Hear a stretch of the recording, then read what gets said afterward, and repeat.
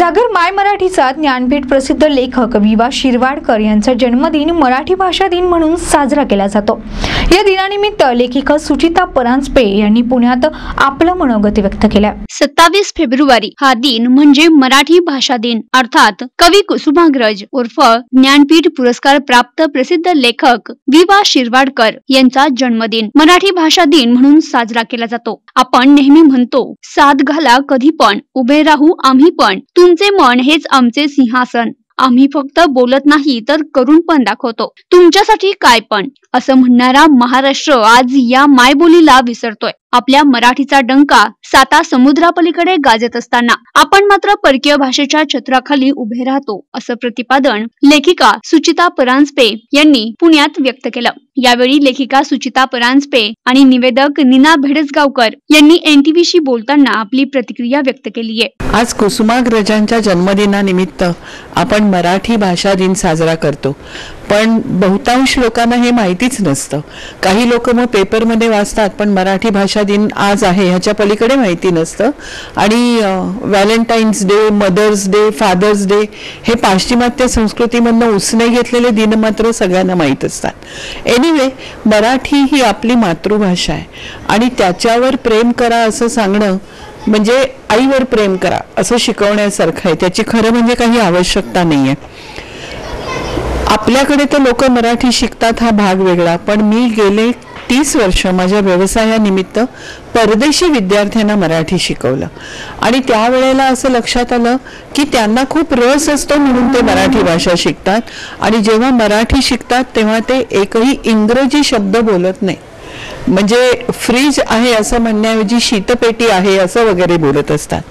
मला सांगायला खूप आनंद होतो की मी गेल्या 30 वर्षात जेवढ्या विद्यार्थ्यांना शिकवलं त्यातल्या अमेरिकन विद्यार्थी होते हे सगळे, त्यातल्या 5 विद्यार्थ्यांनी अमेरिकेत जाऊन पुन्हा भारतात म्हणजे विशेषतः पुण्यात येऊन मराठी शिकले आणि मराठीमध्ये PhD केलं।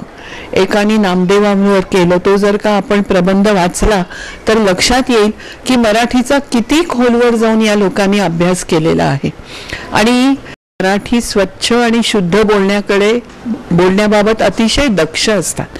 म्हणजे आजकाल मराठीच लोकांची भाषा, मराठी भाषा इतकी धेडगुजरी झालेली आहे तशी यांची नसते।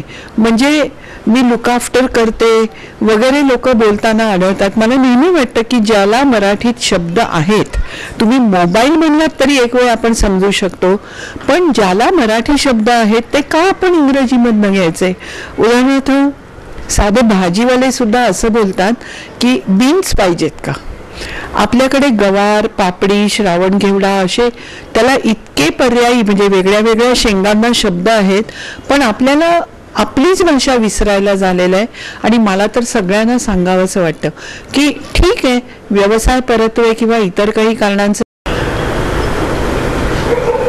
तर कुठल्या कारणासाठी इंग्रजी माध्यमात जरी घातलं तरी आपल्या घरी असताना, मुलांशी खेळताना, त्यांचा अभ्यास घेताना मराठी बोला आणि मराठीच बोला। आणि मला एक असं जाणवतं की जेव्हा आपण एक दिवस मराठी भाषा दिन म्हणतो त्यावेळेला उरलेले 364 दिवस आपण मराठीकडे दुर्लक्ष करतो हे आपण कबूल केल्यासारखंच आहे। आणि मराठी बोलण्या इतकंच मराठी शुद्ध लिहिण्याकडेही लक्ष पुरवणं आवश्यक आहे। इंग्रजीची स्पेलिंग्स मात्र आपण पाठ करतो, मराठीचे ह्रस्व दीर्घ मात्र आपण दुर्लक्षित करतो, हे होता कामा नये।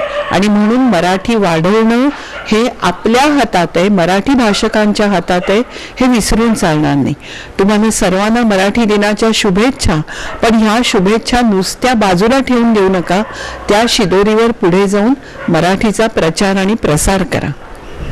मराठी दिनाच्या निमित्तानं 2 मुद्द्यांवर मला तुमच्याशी बोलायला आवडेल। पहिलं असं की मराठी माध्यमांच्या शाळा, इंग्रजी माध्यमांच्या शाळा आणि त्यात आपल्या पालकांचं आकर्षण हे इंग्रजी माध्यमाच्या शाळेत मुलांना घालण्याकडे झालेलं जे आहे, त्यामुळे मराठी शाळा पूर्ण बंद पडत आहेत।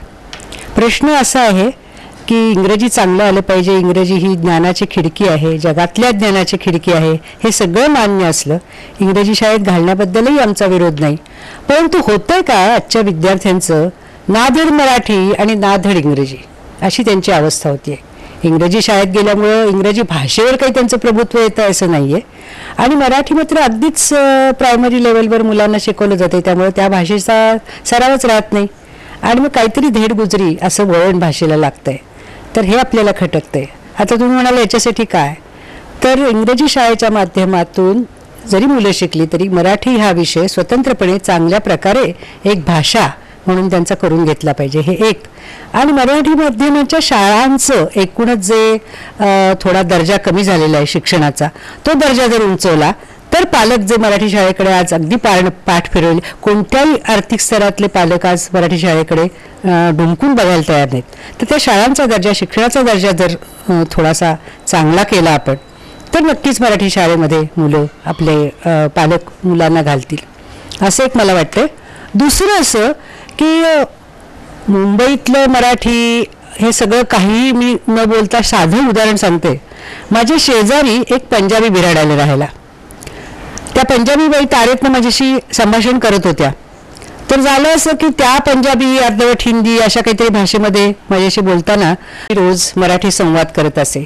माझा हेतू हा होता की त्या जर इथे कायमच्या राहण्यासाठी आले तर त्यांना मराठी भाषा येणं हे खूप गरजेचं आहे आणि त्यांनी मराठी शिकावे. आणि माझा हा प्रयोग यशस्वी झाला. 2 वर्ष मी सातत्यानं त्यांच्याशी, त्या जरी किती माझ्याशी पंजाबी आणि हिंदीतून बोलल्या तरी सुद्धा मी त्यांना म्हटलं मी पंजाबी नक्की शिकेन, मला अनेक भाषा शिकायला आवडतात, पण तुम्ही आत्ता मराठी माझ्याशी बोला. आणि त्याप्रमाणे 2 वर्ष मी सातत्यानं त्यांच्याशी मराठी बोलल्यामुळं त्या पाटापर्यंत आणि खलबत्ता अशापर्यंत माझ्याशी मराठी बोलायला लागल्या चांगल्या. त्या मला म्हणाल्या, वहिनी आज तुमचा खलबत्ता मला हवा. म्हणजे भाषा ही अशा प्रकारे भाषेचं विस्तार व्हायला हवा असं एक माझं एक गृहिणी म्हणून माझं मत आहे, असं मला तुम्हाला सांगावं असं वाटतंय. हेच आता मोठ्या स्तरावर भाषेच्या बाबतीत बाहेरच्या आलेल्या लोकांनी महाराष्ट्रात राहायचं आपल्याला तर मराठी भाषा शिकायला पाहिजे. अन्य भाषांना आपला विरोध नाही, भाषा जेवढ्या शिकता येतील तेवढ्या शिकणं हे केव्हाही चांगलीच गोष्ट आहे.